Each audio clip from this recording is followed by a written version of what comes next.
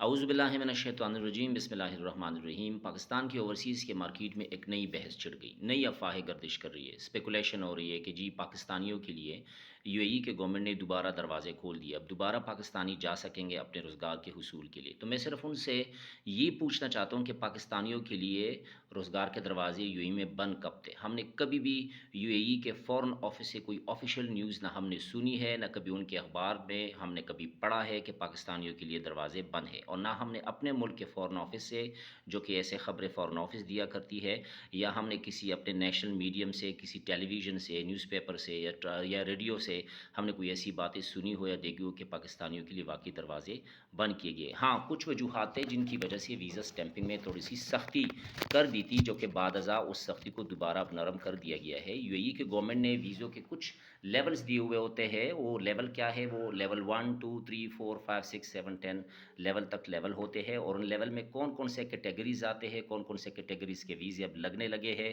ان کی تنخواہیں کیا ہونے چاہیے، وہ کس طریقے سے اپلائی کر سکتے ہیں، یو اے ای میں لوگ موجود ہوتے ہیں تو اپنی کمپنی کو چھوڑ کے دوسری کمپنی کو جوائن کرنے کے کیا طریقہ کار ہے، کون کون سے ڈاکومنٹس ریکوائرمنٹ ہوتی ہے، کتنے دنوں میں جایا جاتا ہے، یہ سارے سوالوں کا جواب آپ کو آج ہم اپنے اس ویڈیو میں دیتے ہیں۔ اس سے پہلے کہ میں وہ شروع کروں ساری باتیں بتانا آپ کو، آپ میرے چینل کو سبسکرائب، لائک اور شیئر اگر ابھی تک نہیں کیا ہے، اس کو لائک، سبسکرائب اور شیئر کر دیجیے گا، اور بیل کا آئیکن ضرور دبائیں تاکہ میرے طرف سے انفارمیٹک ویڈیو آپ کو ہر وقت ملتی رہے۔ تو آپ کو بتاتا چلوں کہ یو اے ای گورنمنٹ نے جو لیول 1 سے لے کر 5 تک ہے، ان میں سے کون کون سے کیٹیگریز آتے ہیں، ان کے ویزے وہ ابھی اپلائی کر سکتے ہیں، اور لیکن کس ریزن پہ کر سکتے ہیں۔ ریزن یہ ہے، سب سے پہلی شرط تو یہ ہے کہ یہ جو لیول میں آپ کو بتا رہا ہوں 1 سے لے کر 5 تک، اس میں سے کون سے کیٹیگریز آتے ہیں، ان میں ان کی تنخواہیں جو ہو کم از کم وہ منیمم 4000 ہے، اس سے اگر لیس ہے تو یہ ویزے اپلائی نہیں ہوگا۔ آفر لیٹر میں 4000 کی سیلری ضرور ہونی چاہیے، ادروائز یہ ویزے اپلائی نہیں ہوں گے۔ اس لیول میں کون سے آتے ہیں؟ لیول 1 میں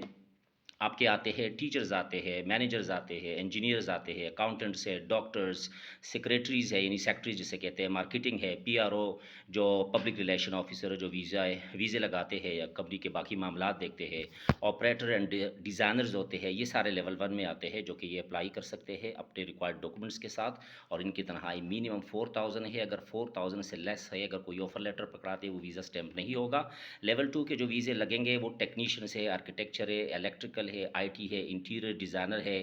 گرافک ڈیزائنر ہے، اس کے علاوہ لیب ٹیکنیشین ہے لیول 2 کے، اور ان کی تنخواہیں بھی لگ بھگ وہی ہوں گے جو میں نے آپ کو بتایا۔ آپ کو ایک آفیشیل ڈاکومنٹ ملتا ہے، اس آفیشیل ڈاکومنٹ میں باقاعدہ سیلری لکھی ہوتی ہے، آپ کا اوور ٹائم لکھا ہوتا ہے، ٹرانسپورٹ، میڈیکل، اکوموڈیشن لکھی ہوتی ہے، فوڈ دیتا ہے نہیں دیتا ہے، یہ ساری چیزیں اس میں لکھی ہوتی ہے، تو تب جا کے یہ ویزا آپ کا اپلائی ہوگا، ادروائز نہیں ہوگا اگر تنخواہ آپ کے 4000 سے کم ہے تو۔ لیول 3 میں کون سے آتے ہیں؟ سیلز ہوتا ہے، ریسیپشنسٹ ہوتا ہے، سائٹ سپروائزر ہوتا ہے، ایڈمن، کلرک، اسٹور کیپرز اور ٹورسٹ گائیڈ ہوتے ہیں، ان کے ویزے اپلائی ہوں گے۔ لیکن اگر آپ کے پاس اس سے ریلیٹڈ ڈاکومنٹس ہوتا کیا ہے کہ ہم لوگ اپلائی کر تو رہتے ہیں سیلز کے لیے یا ٹورسٹ گائیڈ کے لیے، لیکن ہمارے پاس کوئی پرٹیکولر یا کوئی اسپیسیفک سرٹیفکیٹ یا ڈگری نہیں ہوتی اور ہم اپلائی کرتے ہوتے، تو میں آپ کو بتاتا چلوں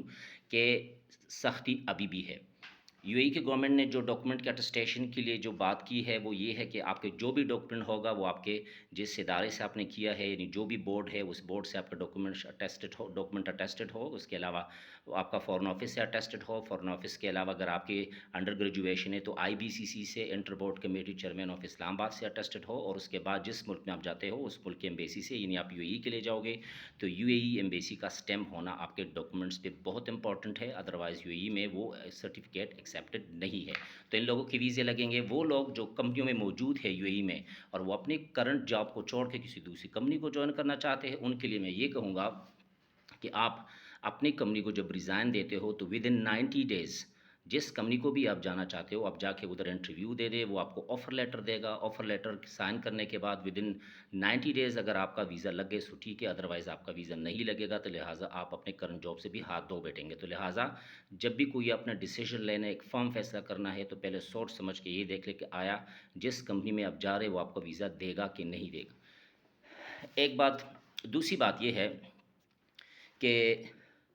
خدا کے لیے ایجنٹوں کو پیسے نہ پکڑائے، مستند اداروں میں جانے کی کوشش کرے، لائسنس ہولڈرز جو ادارے ہوتے ان کے پاس جایا کرے، ان کے پاس جا کر باقاعدہ معلومات لے لیا کرے۔ آج کل یہ آن لائن کا سین بہت کچھ زیادہ ہو گیا، میں دیکھتا رہتا ہوں موسٹلی کیسز ہمارے پاس ایسے آتے جو کہتے کہ جی ہم نے آن لائن پیسے دیے ہیں آن لائن ویزا لگانے کے لیے، اور وہ کہہ رہے تھے کہ جی ٹکٹ بھی آپ کو آن لائن کر کے دیں گے، تو براہ کرم ایسے لوگوں سے باز رہے، ایسے لوگوں کے ساتھ تعلق نہ رکھے۔ یہ کام جو ہوتا ہے یہ آن لائن نہیں ہوتا، باقاعدہ فزیکلی جانا پڑتا ہے، انٹرویو دینی پڑتی ہے، ڈاکومنٹس دینے پڑتے ہیں، اور اس کے بعد یہ کام ہوتا ہے۔ تو ایسے لوگ جو آن لائن کے چکر میں آ کر اپنا ایک شارٹ کٹ کے راستے پہ جانا چاہتے ہیں، تو ان لوگوں سے میں یہی کہوں گا کہ اپنا وقت اور پیسہ برباد نہ کرے، اور ایک مستند اداروں میں جا کے اپلائی کیا کرے، اور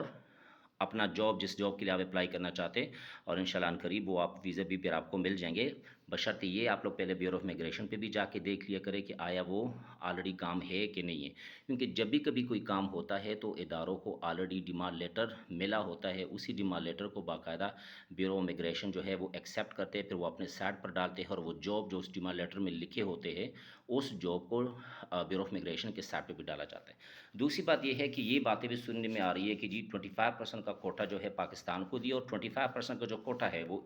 انڈیا کو دیا ہے۔ میں آپ کو یہ بتاتا چلوں کہ پہلے کا زمانہ اور تھا کہ جب کبھی کمپنی میں پی آر او یعنی پبلک ریلیشن آفیسر اگر وہ انڈین ہوتا تھا وہ انڈین کو پرائیورٹی دیتا تھا، اگر وہ پاکستانی ہوتا تو وہ پاکستانیوں کو پرائیورٹی دیتا تھا، اگر تو وہ بنگلہ دیشی ہوتا تو بنگلہ دیشیوں کو پرائیورٹی دیتا تھا۔ اب ایسا نہیں ہے، اب ہوتا کیا ہے کہ یو اے ای گورنمنٹ نے جب بھی کبھی کسی کمپنی کو ویزوں کی سینکشن دیتی ہے تو پہلے وہ کوٹا دیتے ہیں کہ اگر آپ کی کمپنی میں 2000 ورکرز کی ضرورت ہے تو ان 2000 ورکر میں اتنے جو نیشنل ہے، اتنے پاکستانی ہونے چاہیے، اتنے انڈین ہونے چاہیے، اتنی بنگلہ دیشی ہونی چاہیے۔ اگر تو بنگلہ دیشیوں کا کوٹا ہے اور آپ اس بنگلہ دیشی کو کوٹے پہ کسی پاکستانیوں کو یا انڈین کو لانا چاہ رہے تو آپ نہیں لا سکتے۔ تو لہٰذا یہ جو کوٹا ہوتا ہے یہ گورنمنٹ آف یو اے کی طرف سے ہوتا ہے، نہ کہ شخصی ہوتا ہے، تو لہٰذا ہر کمپنی میں کوٹے تقسیم ہوتے ہیں، یہ کوئی نئی بات نہیں ہے۔ تو لہٰذا جھوٹی افواہوں پر یقین نہ کرے،